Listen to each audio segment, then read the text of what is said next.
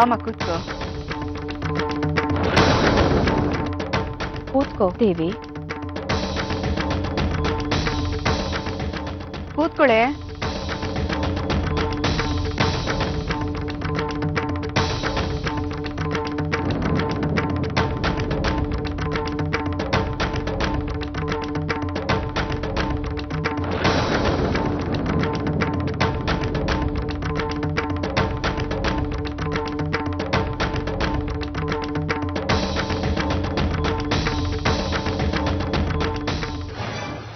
ಇವತ್ತು ನೀವು ಶಂಕದ ಜೊತೆ ಮನೆಗೆ ಬರ್ಬೇಕಿತ್ತು, ನನ್ನ ನಾಶ ಮಾಡ್ಬೇಕಿತ್ತು, ಅನಭಿಷಿಕ್ತ ಚಕ್ರವರ್ತಿ ಅಂತ ಪಟ್ಟಾಭಿಷೇಕ ಮಾಡ್ಕೋಬೇಕಾಗಿತ್ತು.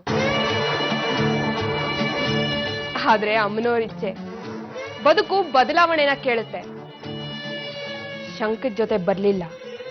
ಇವತ್ತು ಸಿಗದೆ ಹೋಗಿರಬಹುದು, ಆದ್ರೆ ಸಿಕ್ಕ ದಿನ ನಾನು ಚಕ್ರವರ್ತಿನೇ.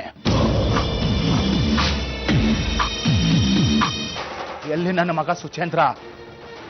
ಏನು ಮಾಡಿದೆ ಅವನಿಗೆ ಹೇಳೋ? ಬಯಸಿ ಮದುವೆ ಆಗಿದ್ದೀನಿ, ಬಯಸಿ ಜನ್ಮಾಂತರದಲ್ಲಿದ್ದೀನಿ, ಬಯಸಿ ತಾಳಿ ಕಟ್ಟಿಸ್ಕೊಂಡಿದ್ದೀನಿ, ಬಯಸಿ ಕುಂಕುಮ ಇಡಿಸ್ಕೊಂಡಿದ್ದೀನಿ. ಅವರು ನನ್ನ ಆಸ್ತಿ.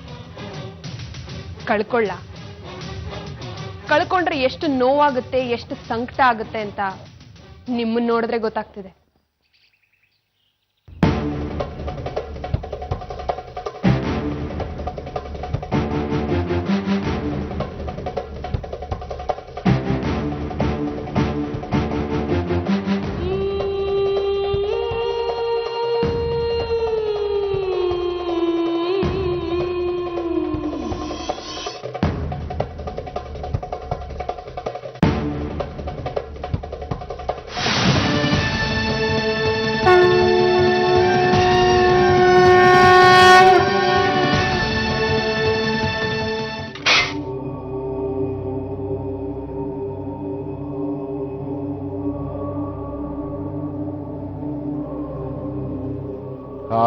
ಕಾದಿದ್ದಕ್ಕೆ ಶಂಖ ನನ್ನ ಕೈಯಿಂದ ತಪ್ಪು ಹಾಗೆ ಮಾಡಿದ್ದೀಯ ನೀನು.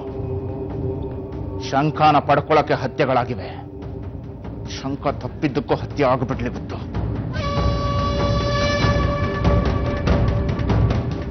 ಬೇಡ ಮಾವ,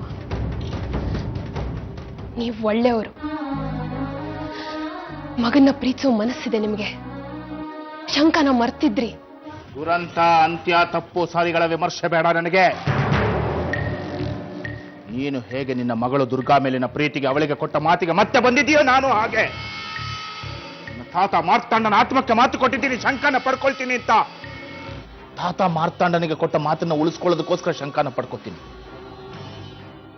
ಆ ನಂತರದಲ್ಲಿ ಪ್ರಪಂಚದ ಉದ್ಧಾರಕ್ಕೆ ಶಂಖ ಮೀಸಲು.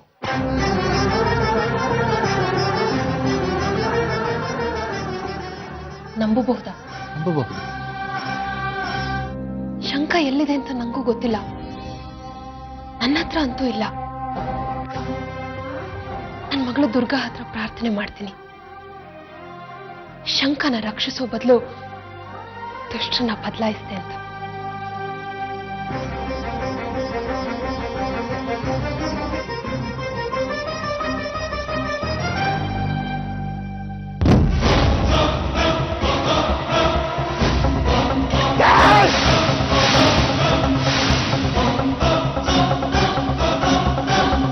ಬದಲಾಗಿದ್ದೀರಾ ಅಂತ ನಂಬಿದ್ದೆ, ಬೆನ್ನಿಗೆ ಚೂರಿ ಹಾಕ್ತಿದ್ದೀರಿ.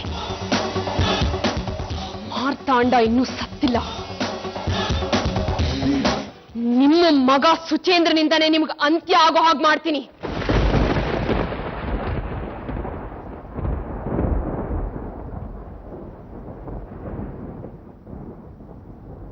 ಆ ಕೊನೆಗೆ ಸುಚೇಂದ್ರನ ತಯಾರು ಮಾಡ್ತೀನಿ. ಒಂದೊಂದು ಕ್ಷಣನೂ ಅವನು ನಿಮ್ಮನ್ನು ಕೊಲ್ತಾನೆ.